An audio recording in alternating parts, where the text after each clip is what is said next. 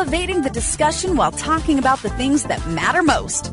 You're listening to Society and the State, Life, Liberty, and Your Pursuit of Happiness. Now, your hosts, Connor Boyack and Brian Hyde. And welcome to Society and the State, episode 72. Connor here, flying solo without our co-host Brian for the day. I am joined by Wayne Leighton, who is executive director of something you've probably never heard of, but we're going to correct that grave injustice today. It's called the Antigua Forum. You're going to learn a lot about it, and you're going to like what you hear. Wayne, thanks for joining us. Thanks for having me. So a little bit later, I want to talk about kind of the organization or the university that has kind of incubated and hosted this project, because that alone is a fascinating discussion about this pro-liberty Austrian economics university happening down in Guatemala that I found few people are familiar with. So we can kind of get into that later.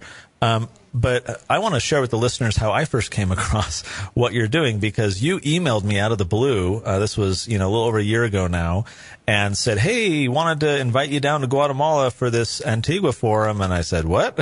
What is this thing?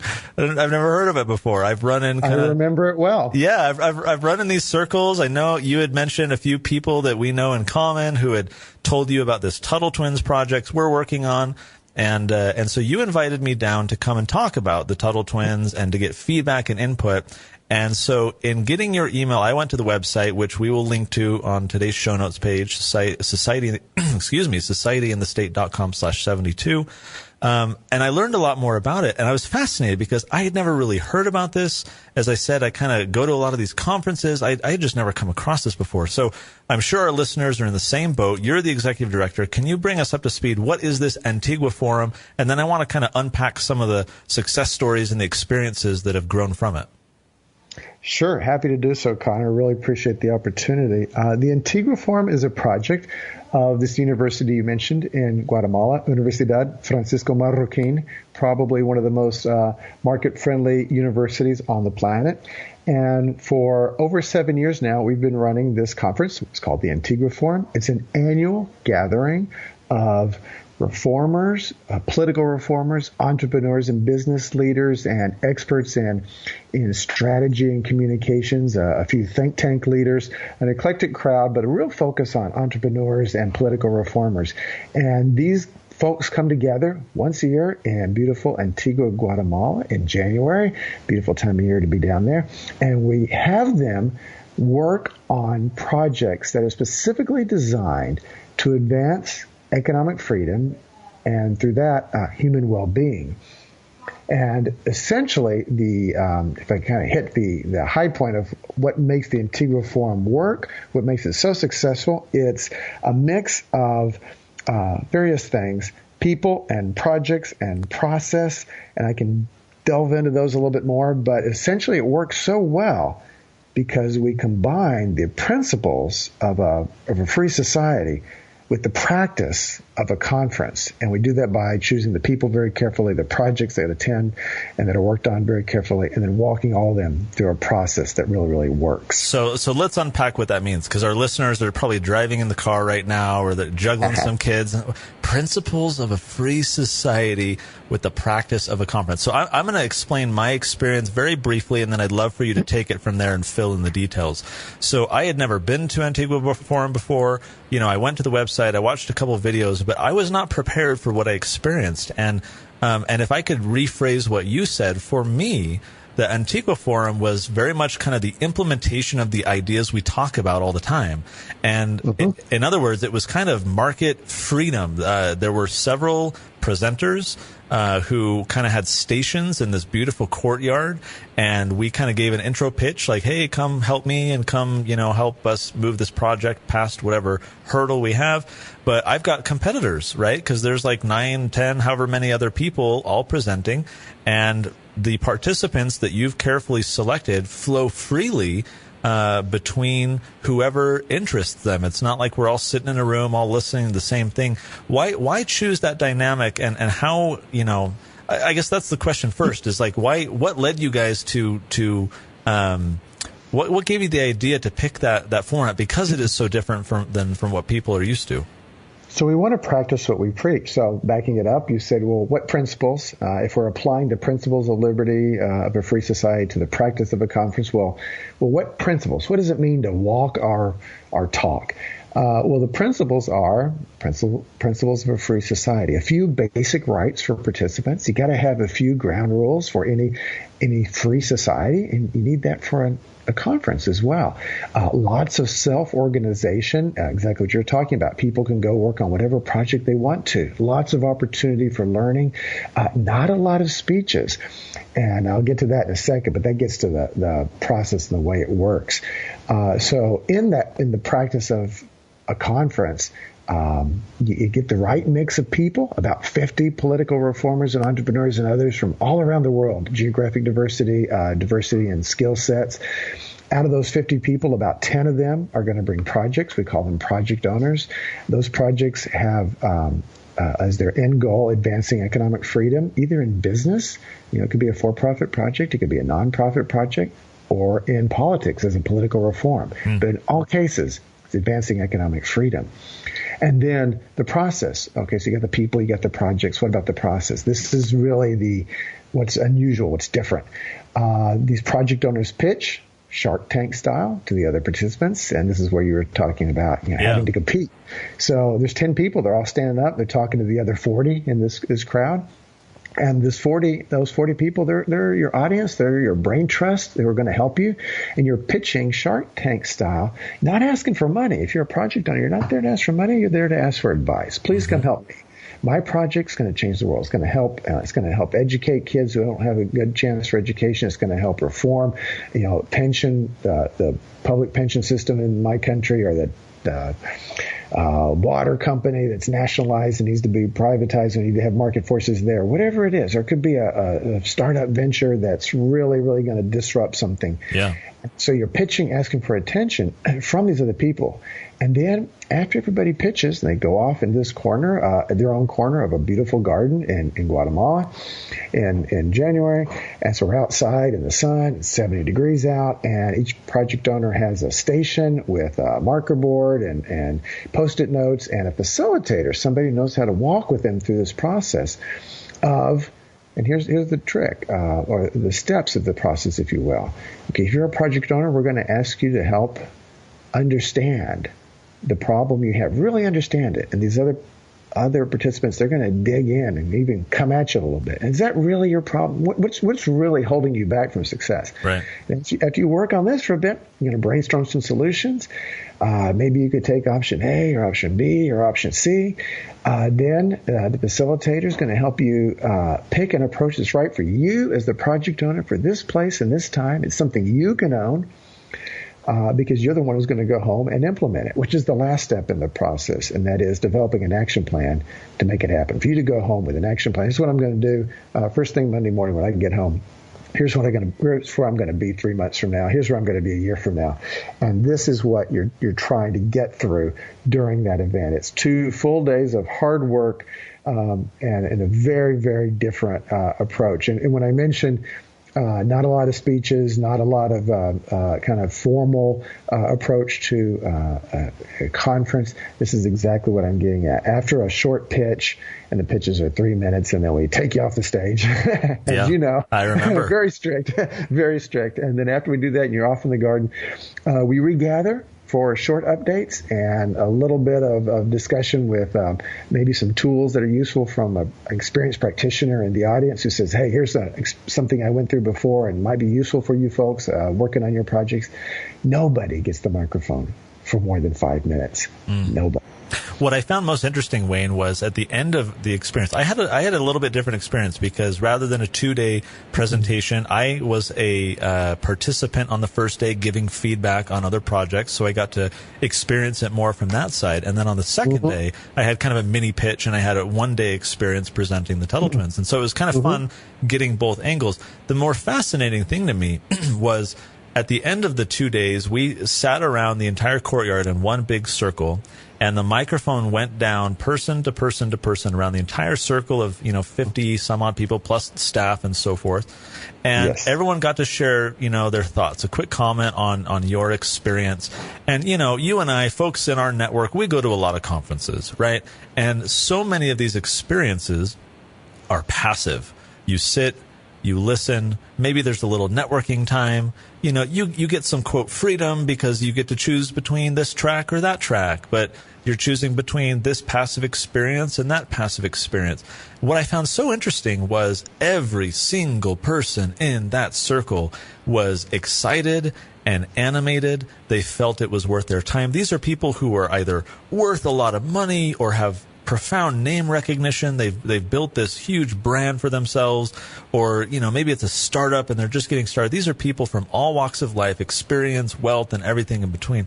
And to a person, they talked about how much value they felt in the experience. And that is nothing I have ever seen in any other conference, right? Where we just sit there and we listen, we take some notes. But realistically, if I'm being honest, I implement maybe 5% of the things that I hear in the typical conference. Either it's not relevant, or it's, above my pay grade, or, don't have the money for it, whatever.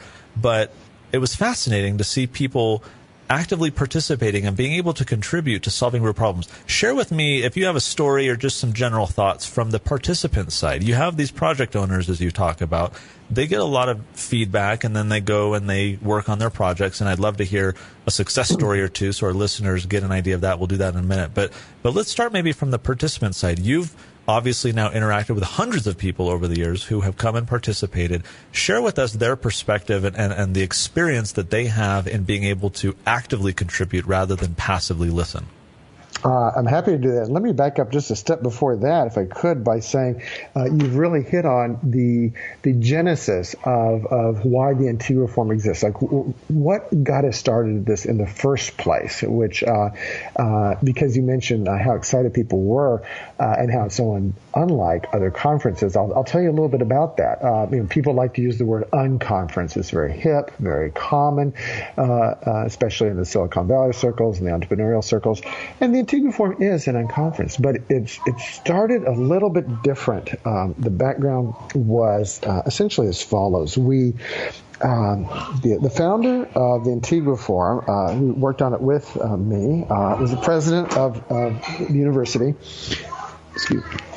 President of Universidad Francisco Marroquin in Guatemala, and he came up with the insight that, you go to these conferences, and essentially it's one panel of three people talking for 45 minutes, and then another panel of 3 people talking for 45 minutes, and then a Q&A, and on and on. And then, if you will recall your favorite conference, or the last time you went to a really productive conference, on the third day, it's an hour before it's all about to end, there's a coffee break, and you look over, and there's somebody who was on that panel from the first day you thought was kind of interesting. You go up to him or her, and in the 15 minutes before the bell rings, you got to go to another boring panel. The two of you just talk over coffee, and it just clicks. Right. And it's just firecrackers. You just talk. And for 15 minutes, you have this incredible sharing of ideas. And then you go back to the boring Q&A or panel discussion and Q&A. And you go home, and you say, well, that conference was pretty useful because I had this really productive conversation. And so Giancarlo Ibargüen, who was the president of the university when the Antigua Forum got started, said, why can't we have a conference that is a continuous coffee break where you're engaged for 2 days straight? Always just those sparks for the entire time.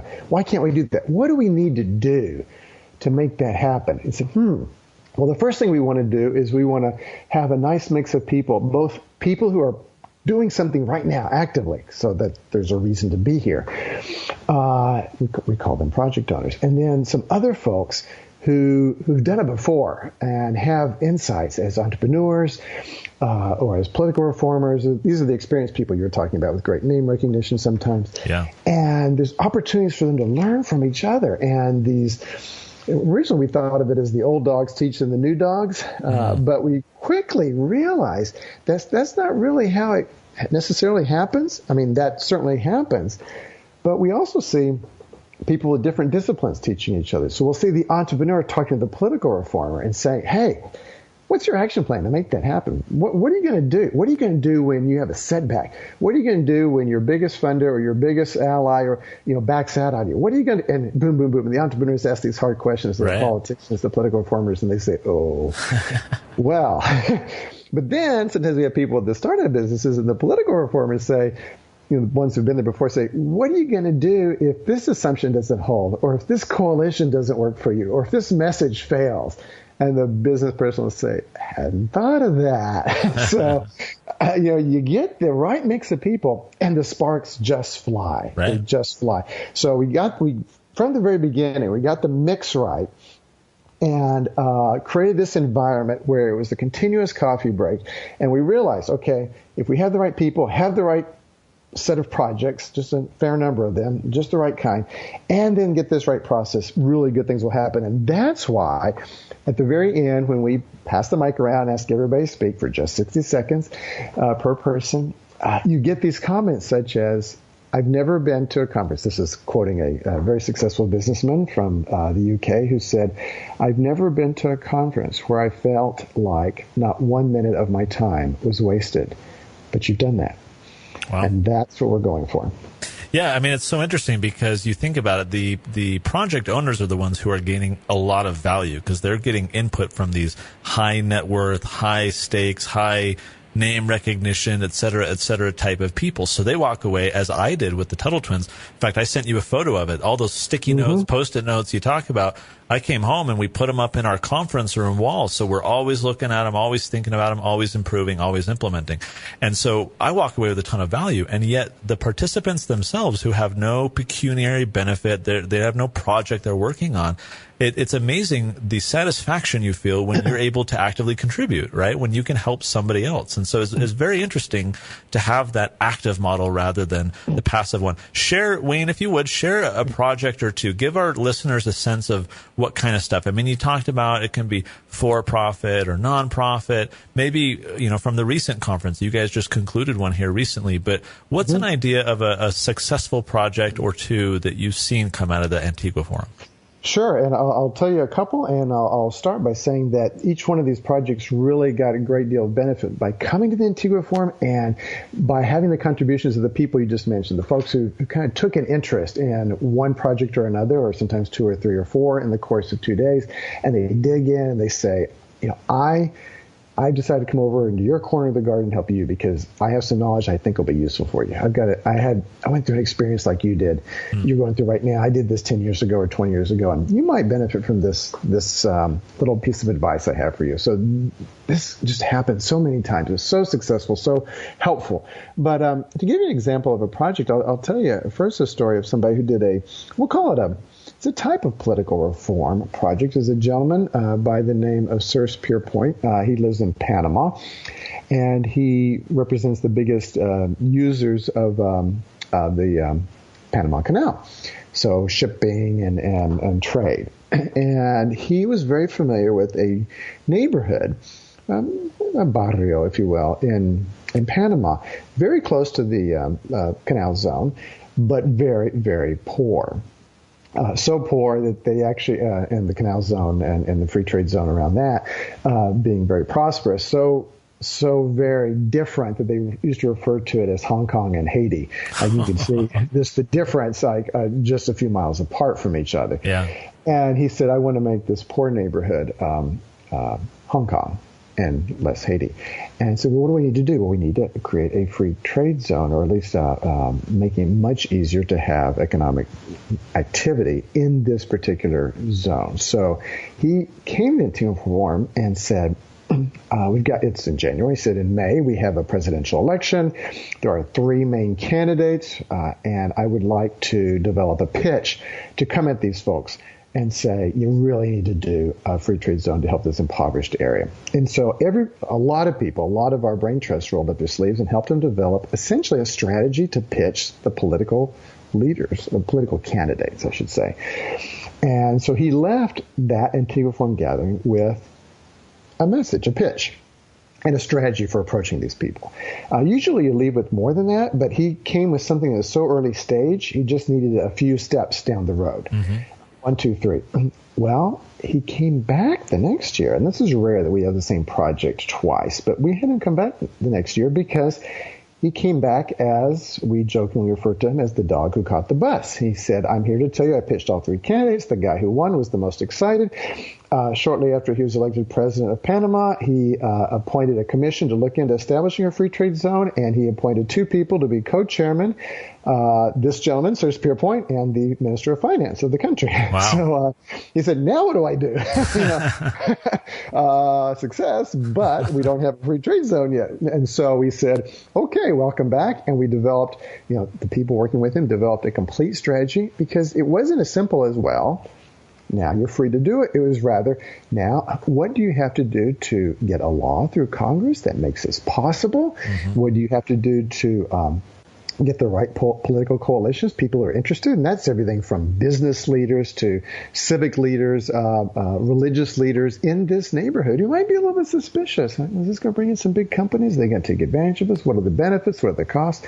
So a lot of messaging, a lot of thinking through, a lot of building coalitions. And a year out, he left with that strategy, and a year later, it was adopted by Congress, and a year later, they have multiple companies making significant investments in this neighborhood. And Sirs followed up with me and said, so many times I was in meetings with the minister and with the other members of the legislature or other political leaders, and I would just think back to the Antigua Forum and remember them saying, think about this.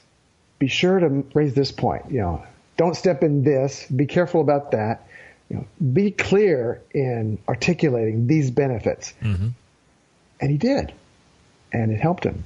And this has been a major success for economic development in this Central American country. The nice thing, too, is, like you say, constant coffee break, right? Like at a typical conference, you exchange business cards, you keep in touch, you send emails and so forth with some of these important contacts that you make. And I found the same thing with Antigua Forum. There's, select people who gravitate to your project, who have, experience or interest to help you. And that's a relationship that can be sustained. These project owners can, I kind of called it speed mentoring. You get people to just come and quickly give input. You're writing it all down. You're trying to process it all in this beautiful surrounding and trying to kind of retain everything. But you walk out of there not only with all the Post-it notes and all the plan and everything else, but with those contacts so that those speed mentors can continue to, weigh in and answer a question and help out from here and there. It's really, and I guess let me ask this, right? Because a lot of our listeners are never going to experience the Antigua Forum, if any of them. You've intentionally limited the membership. You intentionally, it's invite only. You want to create what you've called this brain trust of people who do have experiences or a network or, wealth or connections or whatever, who can bring a lot of value to these projects. And so talk to me about that. How important is that exclusivity to the success of Antigua Forum? Well, the environment matters a lot, and the mix of people matters a lot. So we have found that we could not do an Antigua Forum with, say, 100 people. It would just be a different dynamic. We wouldn't have time to delve into, and say 100 people and 20 projects instead of 50 people and 10 projects. We wouldn't have enough time. We wouldn't have the right dynamic for people interacting. So for our purposes and for what we're trying to accomplish, we have found that about 50 people is the right dynamic because everybody can meet everybody else. You will recall that we had an opening introduction where you shake hands with every single person there. You look them in the eye. This builds a relationship on Thursday night before everybody goes to work on Friday and Saturday. So for the Antigua Forum itself, the environment we create, the number of people that which we've limited, the mix of people from all over the world and different backgrounds, that all matters greatly. Having said that, what I want to stress is the idea of applying some of the basic principles of a free society, a few basic rules, lots of freedom to interact and learn from each other. These principles can be applied to other meetings. And it's another one of the success stories of the Antigua Forum. We've had people come to the Antigua Forum and go home and try to replicate some of the magic of this process in their own organization's events. And we like to see that. We want to see that. We're not trying to get a patent and charge people to attend. We think this is how more and more meetings should be run. Yeah. To the extent the owners and of the organizations want it. We think it really draws on the insights that are inside between the ears of so many people in that audience, and frequently most meetings don't succeed in pulling that information out and getting it applied. And we think the Antigua Forum does that. So just to kind of tick off a few groups that have done this, Texans First, based out of Texas, is a group of business people who are interested in political reforms and market-based reforms in that state, and they've used their the Antigua Forum process for their annual meeting to look at different projects they may be working on, their members may be working on. They've used it for several years now. The Human Rights Foundation has had an Antigua Forum-like event just for itself, just for its own projects.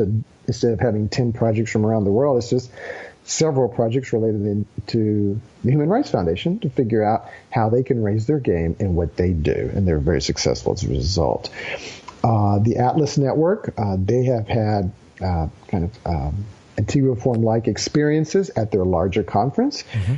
And there are a number of other organizations that have said, we like this process, we see that it works, we'd like to apply some of it. And of course, in each case, for each organization, it's applied to their own particular needs. So It's not the exact Antigua Forum, but it's applying the insights because they work. And they work. And, I'll say that from my own experience. It was so different and so unique that just that fact alone really kind of caught my attention and sucked me in. It was really fun to experience. Wayne, as we conclude here, I have a final question, almost a teaser, because I'm going to reach out to Gabriel Calzada and get him on to talk a little bit more about La Universidad Francisco Marroquín, or the university down in Guatemala that you've mentioned.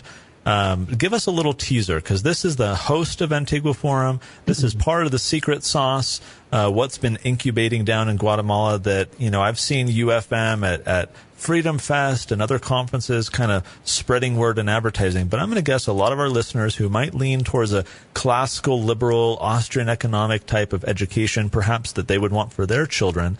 Talk to us just briefly about this university. Set up a little teaser that we can talk to Gabriel a little bit more about on another episode. Sure. UFM, Universidad Francisco Marroquín, or UFM, the University of Free Markets, as it's sometimes known, started in 1971, so it's been in operation for numerous decades now. It was set up to educate young people in Guatemala, and it started to expand. It has operations in Panama, and it's soon to have operations in Madrid, in Spain.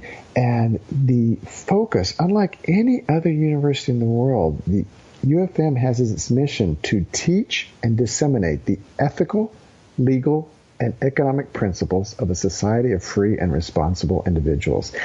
And so what you get from that mission is a university that, though relatively small, in all of its programs, whether it's medicine or the School of Medicine or dentistry or architecture or business or economics or political science or nursing or teaching and on, any major, you are going to, in your, say, 4 years there to get an undergraduate degree, you are going to take 2 courses in essentially the philosophy of the philosophy that is needed to make nations wealthy and prosperous and peaceful.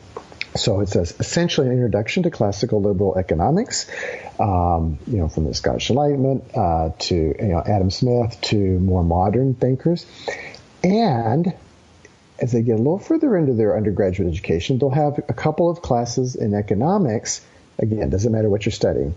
You'll have a couple of classes in economics as applied to or relevant to your field of study. So if you're, studying to be a doctor, no, you're not going to take, 10 classes on economics, but you are going to have 2 classes on philosophy and a couple of classes on economics that are very relevant for doctors. And again, with a market-oriented approach to teaching. So it's very, very special in that regard.